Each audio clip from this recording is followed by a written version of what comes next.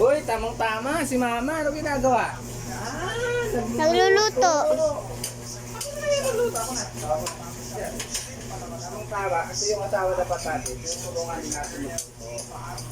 Hindi kayo lagi kayo nagluluto. Di ba? Tamang-tama, kakarating ko kasi napaaga kami pinauwi ng mga boss namin kasi napakabait ng mga boss namin eh.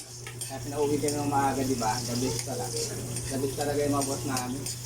Kaya ngayon, nabuta ko yung misis ko, nagluluto, ako muna magluluto ngayon. Kasi yung anak ko, hindi na ako sinasabihin tigasin eh, kasi tigas na daw eh. Diba? Kaya maya, papapula-pulahin ko muna ito, salang ko na yung manok. Ayan o, yun o. Ang nakasalang pala ngayon, luya pa lang yan, tsaka Ulam yan ang sibuyas. Ano yan, napakasarap niyan pagka nilagyan ko mamaya ng sabaw. Yung sabaw niyo punong-puno agad dito.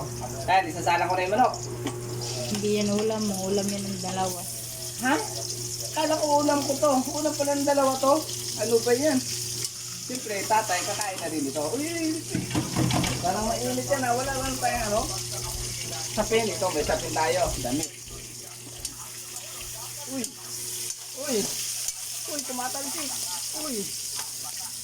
Uy, yan na. Grabe, yan na. Paluto-lutoin muna natin. Patigas-tigas natin. Yung parang half-cook siya para masarap mamaya. Aray, minit mo lang yun ka. Uy! O, dyan muna. Bye-bye. Bye-bye.